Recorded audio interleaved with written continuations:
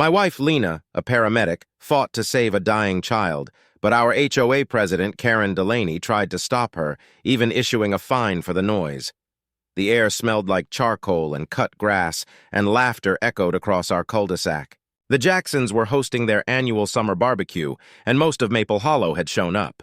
My wife, Lena, had just gotten home from a 30-hour trauma shift and barely had time to kick off her boots before she insisted on bringing over potato salad and helping set up. That was Lena, exhausted but still showing up for the people around her, even when they didn't always deserve it. I stayed back at our place, watching from across the fence while sipping lemonade. Lena stood in a loose circle of neighbors debating the quickest route to County General when it happened.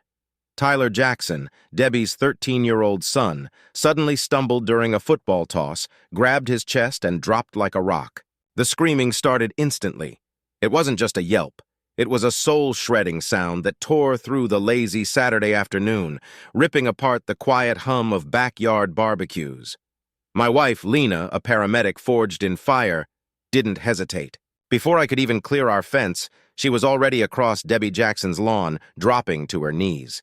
She flipped the still form of a boy onto his back with a calm, practiced intensity that only trauma veterans can manage. My neighbor, Debbie, Tyler's mother, was on the ground beside him, making a desperate, guttural keening sound. "No pulse!" Lena called out, her voice sharp, cutting through the rising panic. She wasn't talking to anyone in particular. She was talking to the universe, to the clock ticking down. "Starting compressions. Someone call 911. Tell them we have a pediatric cardiac event. A kid is down!" Lena began CPR right there on the pristine lawn, her hands locking, her body leaning into the rhythmic compressions. Each push was a desperate fight. I pulled out my phone, instinctively hitting record. Not for clout, not for proof, not yet. But because I've lived in this neighborhood long enough to know, you film everything, especially when Karen Delaney's involved, especially when a crisis hits Maple Hollow. Karen, our HOA president, was already stepping out of her colonial-style house. She was in her usual beige slacks and a salmon blouse, a clipboard clutched tight like it was a sacred sword. She didn't rush over. She didn't ask what happened. Her face didn't even show a flicker of concern. It was pure, unadulterated irritation. The emergency on the lawn was an inconvenience, a blight on her perfect afternoon. "Excuse me!" she screeched across the yard, her voice shrill, slicing through Debbie's desperate sobs and Lena's labored breaths. Karen strode closer, her posture rigid, her eyes blazing with righteous indignation. "What in the world is going on here? This is not a sanctioned community event. You're creating an absolute spectacle. This is a quiet zone." "Karen," I said, trying to keep my voice even, trying to pierce through her bubble of self-importance. "A kid collapsed. My wife's a paramedic. She's performing CPR. A child is dying. On someone else's lawn?" she snapped back, her brow arched so high it nearly touched her hairline. Her gaze swept over Tyler's still form with a disdainful flick, then landed on Lena, who was still pumping furiously, sweat already beading on her forehead. "This is not an emergency site, Mr. Maddox. This is private property. And the noise, the screaming is utterly disruptive to the peace. I will be filing a noise violation and a public nuisance complaint immediately."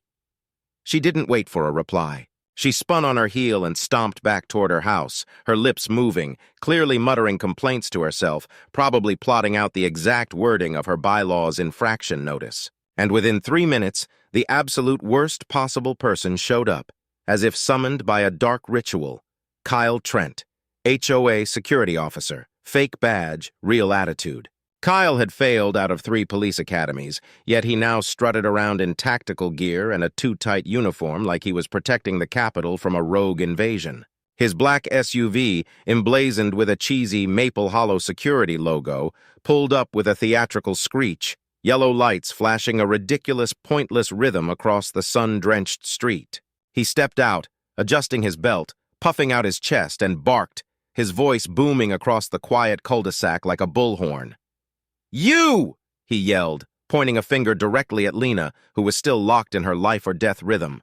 "You need to stop what you're doing immediately. This isn't authorized medical intervention. You're disturbing the peace. This is an HOA violation." Lena didn't stop. She didn't even flinch. Her hands kept moving like clockwork, a rhythmic thud against Tyler's chest, her breathing labored and ragged. Her focus was absolute, a laser beam trained on the boy's lifeless face. The world could crumble around her. She wouldn't stop. "I'm a licensed paramedic under state protection," she gasped, her voice strained but clear, a warning shot. "If you touch me, you're interfering with emergency medical care." "That's a felony, officer!" Kyle sneered, ignoring her, taking another menacing step closer. "I don't care what you are. This is HOA jurisdiction. You need to stand down until real EMS arrives and our own security protocols are assessed. This is a private community. You're violating regulations. I am ordering you to stop." He actually reached for Lena's shoulder, his fingers ready to yank her away, to break the rhythm of life. That's when I stepped between them, my body a solid, immovable wall. My old prosecutor's instincts flared, cold and deadly. "Kyle," I said, my voice calm but deadly serious, a low growl that carried an unspoken threat. My eyes were locked on his, daring him to challenge me. "You put one hand on her, you take one more step towards her, and I will knock you flat. And then I will call the sheriff myself, not the HOA, and press charges for felony assault and interference. Your fake badge won't save you. I'm filming everything, Kyle, every single second." My phone, still recording, was aimed squarely at him. And then, a miracle. A gasp, a shudder. Tyler twitched, his legs spasmed, a tiny, involuntary movement. Lena's eyes, wide with exhaustion and desperate hope, locked onto the movement. "I have a pulse!" she shouted, her voice raw with a mix of relief and renewed adrenaline, a desperate cry of triumph that echoed across the stunned neighborhood. "He's got a pulse! It's weak, but it's there!" Thank God! Moments later, the real ambulance, sirens screaming like a banshee, lights flashing a blinding strobe, roared into the cul-de-sac. It was a symphony of chaos and relief. 2 highly trained medics rushed out, their faces grim but professional, and immediately took over, their movements swift and precise. Lena stood back, shaking violently, sweat plastering her hair to her temples, but her eyes were still glued to Tyler. She gave the arriving paramedics a rapid, precise update, making sure to mention Kyle's interference. Just as they were carefully loading Tyler onto the stretcher, his small body a fragile bundle, Karen reappeared. And I swear to God she was smiling, a thin, tight, self-satisfied smile, as if she'd won some twisted victory. She walked directly up to Lena, completely ignoring the medics, the ambulance, and the stretcher carrying the boy whose life Lena had just saved. "Here," she said, her voice dripping with artificial sweetness, practically cloying. She held out a crisp manila envelope. "This is for you, Dr. Maddox. You're being cited for a noise disturbance and unsanctioned emergency activity, and a general nuisance to the community. Your unscheduled intervention was quite loud, frankly." Lena stared at her, speechless, her eyes wide with disbelief, her face pale with exhaustion. She couldn't speak. I took the envelope from Karen, my fingers nearly crushing the paper. I pulled out the citation. $1,200 fine, I muttered, my voice barely audible over the receding ambulance sirens carrying Tyler away. "You serious, Karen? You are actually serious? Right now? After what just happened?" "This is a community, mister." "Maddox, not a battlefield," Karen replied, her smile widening into a chilling, triumphant smirk. Her eyes were cold, devoid of any empathy. "Rules are rules. You cannot simply bring chaos into our perfectly orderly neighborhood. We have bylaws for a reason. You will pay the fine." I looked her dead in the eyes, my gaze cold and hard. Without breaking eye contact, I pulled out my phone again. The screen was already open to my email, the one I'd been typing even as Kyle Trent arrived. I hit send. Subject: Immediate attention. Emergency interference. HOA security and unlawful obstruction of paramedic. 2. Colorado EMS Oversight Board, County Sheriff's Department, Major Crimes Division, District Attorney's Office, Public Safety Division, ADA, Division Colorado Department of Justice. Karen's smile faltered, replaced by a flicker of uncertainty as she watched my thumb press the screen. She had no idea the storm she had just unleashed. This wasn't just a neighborhood dispute anymore. This was a war. Moments later, the real ambulance, sirens screaming like a banshee, lights flashing a blinding strobe, roared into the cul-de-sac. Two medics rushed out, their faces grim, and immediately took over, their movements swift and professional. Lena stood back, shaking slightly, sweat plastering her hair to her temples, but her eyes were still focused on Tyler. She gave them a quick, precise update, making sure to mention Kyle's interference. Just as they were loading Tyler onto the stretcher, Karen reappeared. I swear to God she was smiling. A thin, tight, self-satisfied smile, as if she'd won some twisted victory. She walked directly up to Lena, completely ignoring the medics and the stretcher carrying the boy whose life Lena had just saved. "Here," she said, her voice sugary sweet, handing Lena a manila envelope. "This is for you. You're being cited for a noise disturbance and unsanctioned emergency activity and a general nuisance to the community." Lena stared at her, speechless, her eyes wide with disbelief, her face pale with exhaustion. I took the envelope from Karen, my fingers nearly crushing the paper. I pulled out the citation. $1,200 fine, I muttered, my voice barely audible over the receding ambulance sirens. "You serious, Karen? You are actually serious?" "This is a community, Mr. Maddox, not a battlefield," Karen replied, her smile widening into a triumphant smirk. "Rules are rules. You cannot simply bring chaos into our perfectly orderly neighborhood. We have bylaws for a reason." I looked her dead in the eyes, my gaze cold and hard. Without breaking eye contact, I pulled out my phone again. The screen was already open to my email, the one I'd been typing even as Kyle Trent arrived. I hit send. Subject: Emergency interference, HOA security and unlawful obstruction of paramedic. To Colorado EMS Oversight Board, County Sheriff's Department, District Attorney's Office, ADA Division, Colorado Department of Justice. Karen had no idea the storm she had just unleashed. By Sunday morning, the video had already made it out of my phone and onto the local news. I didn't even have to send it. Someone at the EMS board, likely after my email, tipped them off. Channel 7 opened their morning segment with a freeze frame of Lena.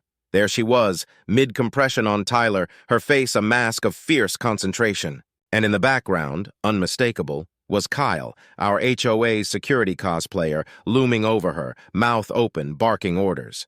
The headline blared across the screen. "Paramedic harassed while saving teen's life? HOA involved?" I watched it from our kitchen table, sipping lukewarm coffee. It had been a long night. Lena paced behind me, arms crossed, jaw tight. She hadn't said much since the ambulance pulled away with Tyler, finally stabilized. Not when Karen's second violation notice landed on our porch, this time laminated, as if that made it more official. Not when the HOA's group chat exploded with furious arguments, pockets of support for Lena, and outright threats against Karen. The online world had already picked sides. Lena only spoke when the anchor on screen said Karen's name, mentioning her as the HOA president. "I'm not letting this go," Lena muttered, her voice low and dangerous. "You won't have to," I replied, taking another sip of coffee. "The state board already called. They want formal statements. And the DA's office is opening a public safety interference inquiry. This is big, Lena." "Good," she said, her eyes dark, fixed on the screen. "Because that boy could have died. He was gone. And Karen thought the real emergency was noise? That's insane, Eric. Truly insane." At 10 a.m. sharp, a knock at our door. Detective Reuben Carter stood on our porch. Real badge, real lawman. He wasn't some rented security guard. He'd been briefed by the EMS board and was personally handling the investigation into interference with a medical responder. That's a felony in Colorado, especially when it endangers a minor. He had a serious, weary look, like he'd seen too much absurdity. I handed him the video from my phone. He watched it once, his expression unreadable. Then he replayed it, leaning closer, his gaze locked on Kyle's actions. When it finished, he looked up, his eyes meeting mine. "She filed this violation notice while your wife was still mid-compression?" he asked, his voice flat, disbelieving. "Yes," I confirmed. "She also called in Kyle, her HOA security officer, to try and stop Lena from performing CPR. He physically tried to pull her away." Reuben scratched his neatly trimmed beard, his jaw tightening. "And she used a man dressed like law enforcement to deliver threats and try to stop emergency care? He wore a fake badge. It even said, 'Officer.' HOA security enforcement.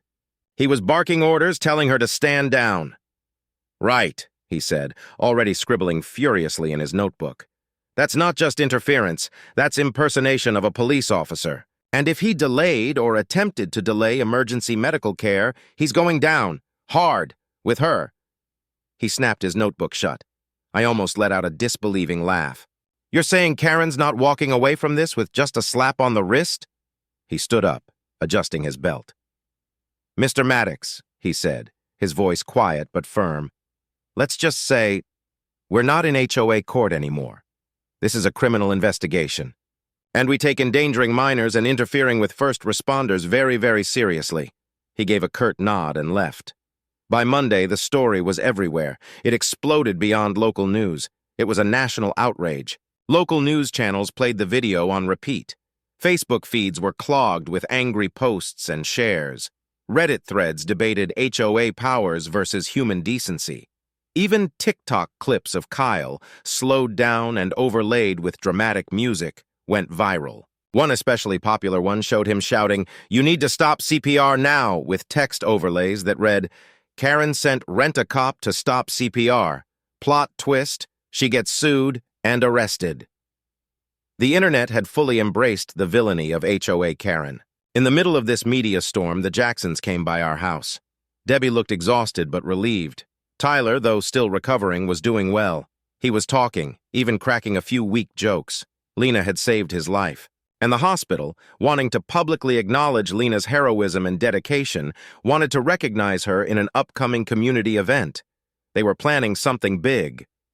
Karen, meanwhile, completely detached from reality, doubled down. She posted an HOA-wide email claiming Lena had actually endangered the neighborhood by refusing to comply with HOA safety standards and procedures during an unauthorized incident. She called Lena's CPR aggressive and uncontrolled and astonishingly claimed that Tyler's incident could have been handled more quietly, perhaps even discreetly, to avoid upsetting residents. She even suggested Lena might face disciplinary action from her employer for violating HOA rules, but it was too late. Her bizarre rants only cemented her image as a villain. The community, even those who once supported her, had turned. On Thursday, 2 unmarked cruisers, standard police vehicles, not golf carts, pulled up in front of Karen's meticulously maintained house. Detective Carter, along with another officer, stepped out. Daniel and I watched from our driveway, standing with several other curious neighbors. Detective Carter walked right up to Karen's front door and knocked. A few minutes later, the door opened, and Karen, looking bewildered, stepped out. She was in a different set of beige slacks and a pastel top, as if dressed for a casual meeting. Suddenly, Detective Carter produced a warrant, spoke quietly, and then, in a motion that was shockingly swift, he reached out, took Karen's arm, and snapped handcuffs around her wrists. Karen gasped, a choked sound of disbelief. As she was being escorted, stiff-backed and disoriented towards the first cruiser, we saw Kyle Trent already sitting in the back seat, head down, looking defeated. He was already in custody. "What are the charges?" one neighbor, Mrs. Henderson, called out, her voice shaky. Detective Carter paused, ensuring Karen was secure. He looked calmly at the small crowd. "Interference with emergency medical care, filing false police reports, impersonating an officer concerning Mr. Trent, and harassment against Dr. Maddox and the Jackson family," he replied, his voice clear and professional. Karen, finally understanding, exploded. She started yelling, her voice hoarse with rage and humiliation, as they gently pushed her into the back seat. "You don't understand! That woman violated protocol! She brought chaos into our neighborhood! I was protecting our property values! I was just enforcing the rules!" Her voice rose to a shriek. "This is a conspiracy! You'll all regret this!" And then she saw me, standing there, holding my phone, still recording. Her eyes, bloodshot and furious, locked onto mine. You're behind this! You and your little paramedic wife! This was supposed to be peaceful! This community was supposed to be peaceful!" I didn't flinch. I just nodded slowly, my face calm, and spoke clearly, my voice carrying in the sudden silence as the officers shut her car door. "You tried to silence a heartbeat to protect your silence, Karen. That's not peace. That's power abuse. And now you're paying the price. The cruiser pulled away, taking Karen and Kyle with it, leaving behind only the eerie quiet of Maple Hollow. The counteroffensive. You'd think after being arrested for interfering with CPR, after her mugshot went viral, Karen would lay low. You'd think a week of public shame would silence her. Not Karen. A week after her mugshot made the rounds on social media, her hair pixelated from the grainy photo, her perfect scowl unmistakable, the headline reading HOA president charged after attempting to halt emergency care, we got a knock on the door. It was a Tuesday, just past noon. A man in a tailored gray suit stood on our porch holding a clipboard like it was a sacred text. He didn't smile. He didn't make eye contact. "Daniel Maddox?" he asked, his voice clipped and formal. I nodded, already sensing the cold dread creeping in. "You've been served," he announced, almost robotically. He handed over a thick, legal-sized envelope, nodded once, a curt, dismissive gesture, and walked off before I could even process what was happening, let alone ask a question. The whole exchange lasted less than 10 seconds. Inside, a civil lawsuit. A massive, official-looking document with a dozen pages of dense legal jargon. Karen was suing us, me and Lena, for defamation of character, for severe emotional distress, and for intentional damage to community trust. She also claimed we were harassing her with my video recordings. Lena sat down slowly at the kitchen table, the papers spread out before her, her eyes scanning the bolded words and numbered paragraphs. Her face went from disbelief to a quiet, simmering anger. "She's suing us? For saving a life?" she whispered, her voice barely audible. It wasn't a question, more like an attempt to grasp an impossible reality. "No," I said, clenching my jaw. "She's suing us for making her look like the kind of person who'd stop someone from saving a life, which she is. She's mad that the truth got out." Lena didn't smile. There was no trace of humor. She just stared at the document, a dark fire beginning to spark in her eyes. The exhaustion from saving Tyler, the shock of Karen's initial actions, it all seemed to drain away, replaced by a steely resolve. Then she picked up her phone. Her fingers moved purposefully, dialing a number she knew by heart. "Gabby?" she said, her voice firm.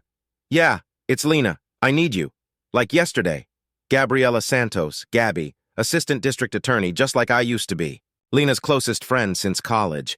Someone you'd never, ever want to see standing across from you in court.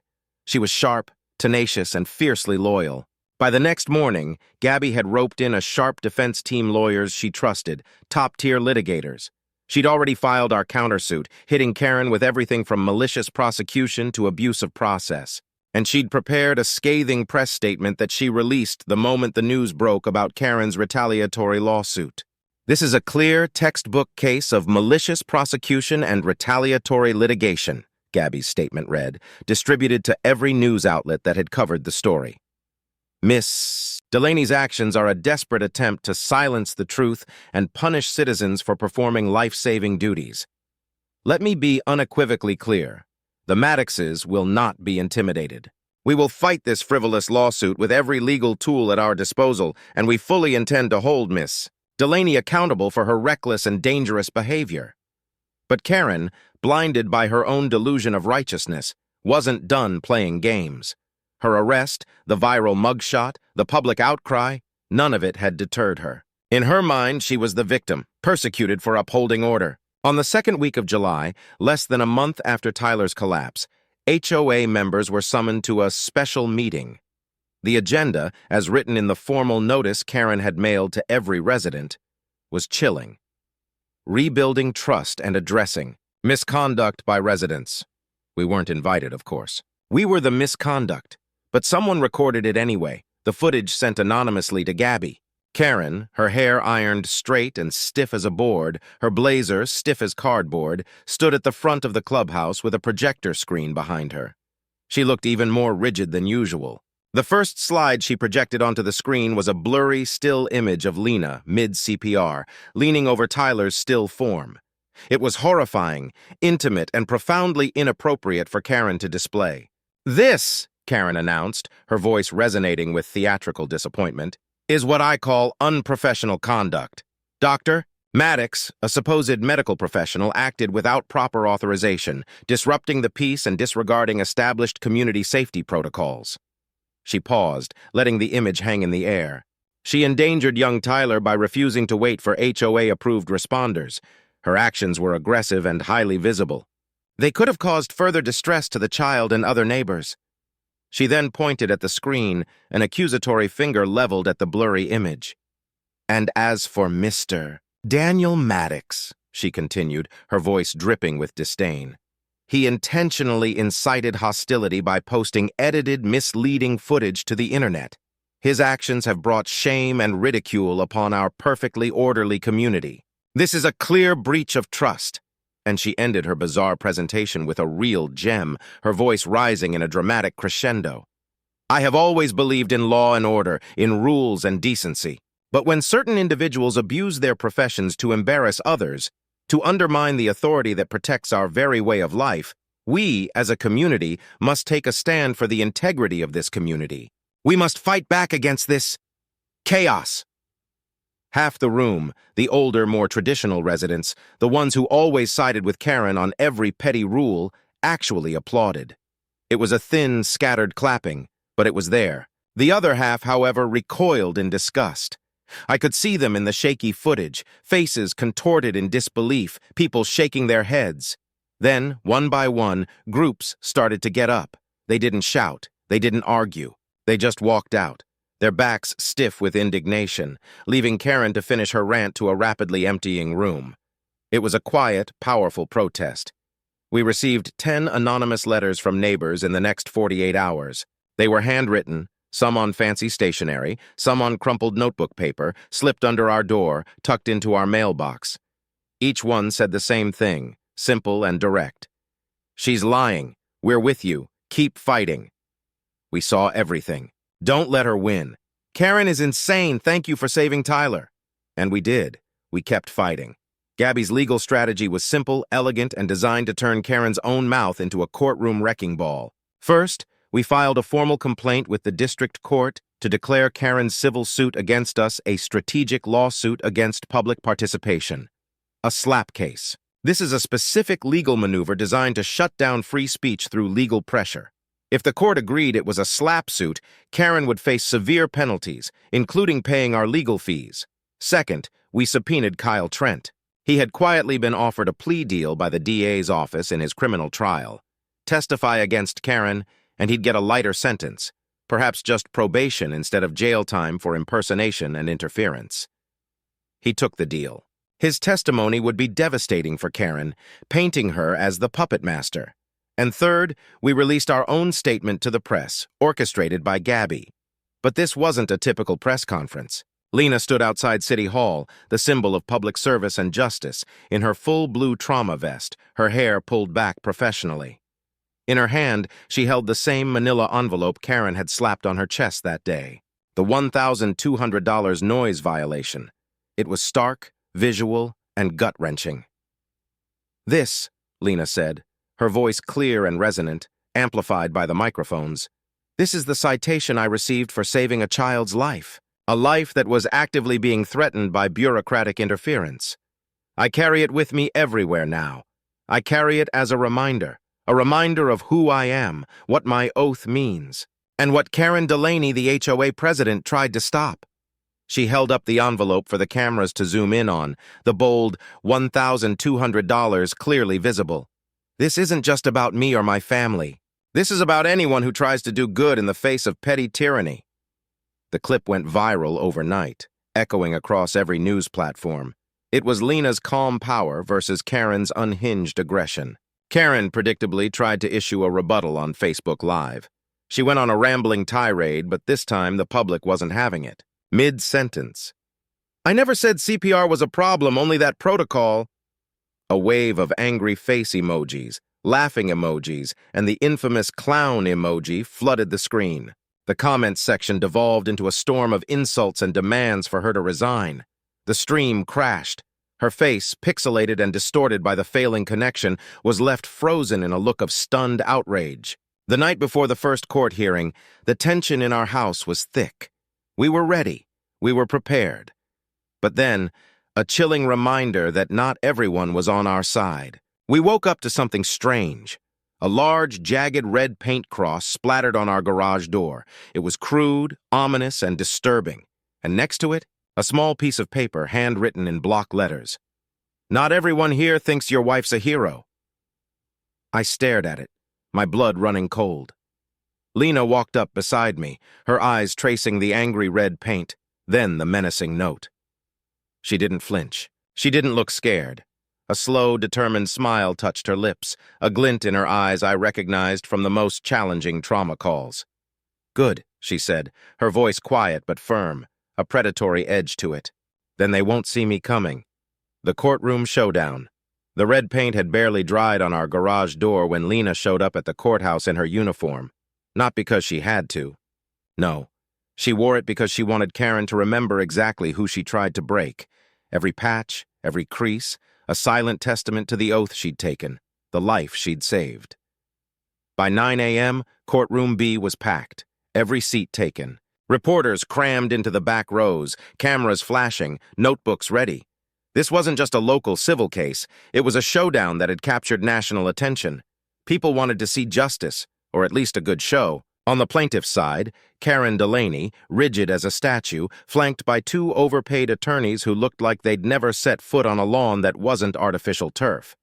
They reeked of expensive cologne and contained arrogance. Karen herself had a triumphant, almost manic gleam in her eye, convinced she was about to be vindicated. On our side, Lena, me, Gabby, sharp, focused, radiating quiet confidence, and a half-dozen off-duty EMTs, nurses, and even 2 fire marshals. They all wore their uniforms, a silent show of solidarity. They lined the back rows, a wall of support. Tyler Jackson's mom, Debbie, sat right behind us, clutching her son's hand, her face etched with a mixture of fear and determination. The bailiff called for order. The judge, a silver-haired woman named Eleanor Vance with sharp, intelligent eyes and zero tolerance for theatrics, took the bench. She looked at everyone, her gaze resting for a moment on Karen, then on Lena before settling on the lawyers. "Let's begin," she said, her voice clear and authoritative. Karen's lead lawyer, a slick-haired man named Mr. Sterling, started with a dramatic monologue. He paced, gestured grandly, speaking of reputation, community order, and how unchecked chaos in residential neighborhoods could utterly destroy civil peace. He painted Karen as a misunderstood authority figure, a pillar of the community who merely wanted rules to be followed, peace maintained, and property values protected from unnecessary disruption. He claimed Lena was a rogue actor, and I was a malicious provocateur. Then Gabby stood up. She didn't bother with theatrics. She just walked to the podium, placed a slim folder on the desk, and looked directly at the judge. Her voice was calm, but it carried the weight of absolute truth. She wasn't there to persuade. She was there to present facts that would shatter Karen's carefully crafted narrative. "Your Honor," she began, her voice cutting through the lingering corporate perfume, "the defense will be introducing a series of video evidence from the day in question, footage that clearly shows the plaintiff, Miss Karen Delaney, attempting to stop a licensed paramedic from administering CPR to a minor in cardiac arrest. We also have footage of her designated security acting under her direct orders." Gabby nodded to the bailiff. The large screen on the wall flickered to life. Clip 1, Karen yelling about a noise violation, her face contorted in anger, while Lena desperately pumped Tyler's chest. The audio was crystal clear. "What in God's name is going on out here? All this shouting, this isn't a public facility." Clip 2, Kyle Trent, puffed up and self-important, looming over Lena, shouting, "You need to stop what you're doing immediately. This isn't authorized medical intervention," followed by my own voice warning him. The attempt to physically grab Lena was visible. Clip 3, the most damning of all. Karen, a triumphant, almost gleeful smile on her face, handing Lena the $1,200 fine, moments after Tyler had regained a pulse and was being loaded into the ambulance. Her sickeningly sweet voice saying, "You're being cited for a noise disturbance and unsanctioned emergency activity." The courtroom was dead silent, save for the hum of the projector. You could feel the collective gasp. Karen was whispering angrily to her attorney, her face a furious mask of disbelief. She couldn't believe it was all being played back, undeniable. But Gabby wasn't done. She had saved the best for last. She called her next witness, Kyle Trent. He shambled to the stand looking like a ghost. He wore a rumpled, ill-fitting suit, his hair unkempt, his eyes dark with sleepless nights. He looked nothing like the puffed-up officer from the video. He looked broken. He had taken the plea deal, and now he had to deliver. Under oath, his voice barely a whisper, Kyle admitted everything. He confessed to impersonating authority, to wearing a fake badge, and to acting solely under Karen's direct orders. He described how Karen had called him in a frenzy, frantic about the commotion and the unprofessional spectacle. Then came the kicker. Gabby asked, "Mr. Trent, did Miss Delaney give you specific instructions regarding Dr. Maddox and the child?" Kyle swallowed hard, glancing nervously at Karen, who was practically vibrating with silent rage. "Yes, ma'am," he mumbled. She said to get that woman off the boy before someone thinks this place is falling apart. It's a mess, Kyle. Stop it."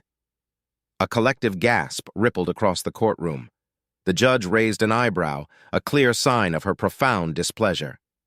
"I see," Judge Vance said, her voice chillingly calm. "And did you, Mr.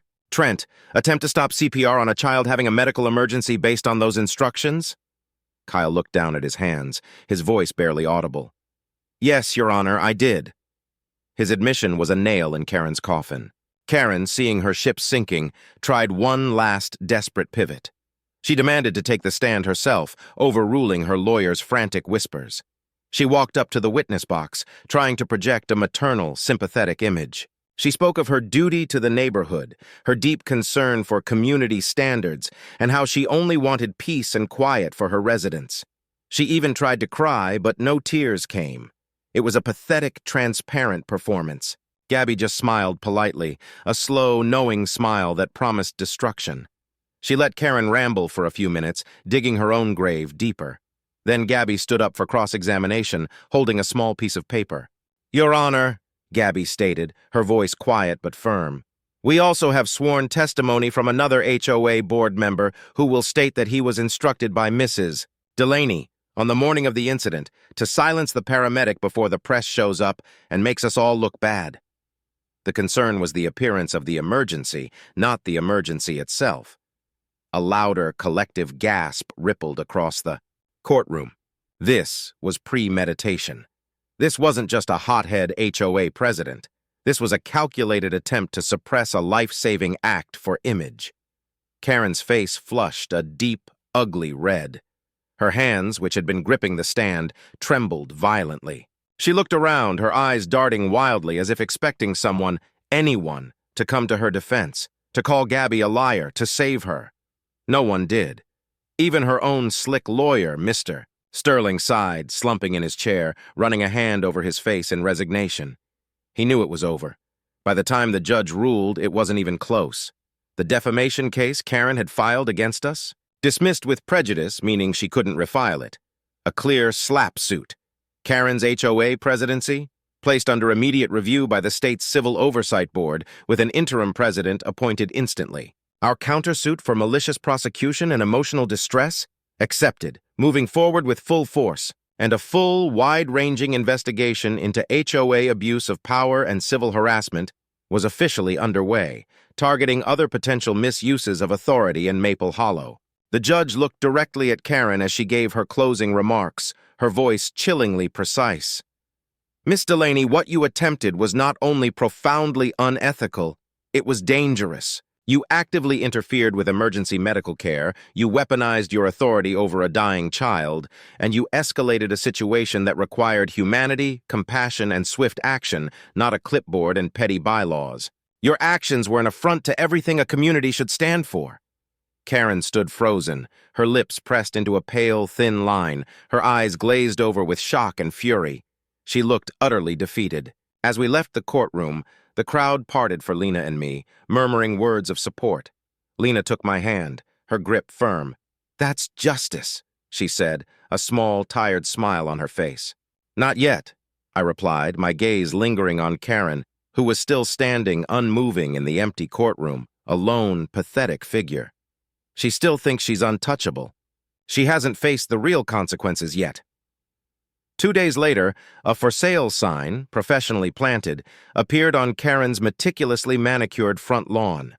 The news spread through Maple Hollow like wildfire. People whispered, guessed. Was she finally leaving? Was this the end of her reign of terror? But she wasn't leaving. Not yet. She had one last, desperate move planned, and it involved the HOA funds. A missing $42,000, a forged signature, and a damning trail of emails were about to surface. And it all pointed directly to her. This was just the beginning of her real downfall. That's when Lena got the call. It was from a woman named Frances, the HOA treasurer. Her voice was quiet, almost a whisper, and clearly shaken. "Lena," Frances said, her voice trembling, I think Karen's been moving money, HOA money.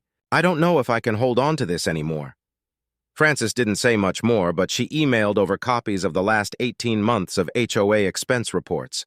What we found wasn't just concerning, it was outright criminal. There were inflated landscaping costs paid to a company that didn't exist, a phantom entity. Security upgrades billed to an LLC that was registered to a dead address, a vacant lot in a different county. And the biggest red flag waving wildly in our faces? $42,000 paid to a consultant for noise regulation enforcement. $42,000 for noise? The signature on the checks was clearly Karen's. And the consultant? Kyle, our golf cart driving, fake badge wearing Kyle. We immediately handed everything to the DA's office. Gabby, barely containing her fury, forwarded it all to the state's fraud division, marking it urgent.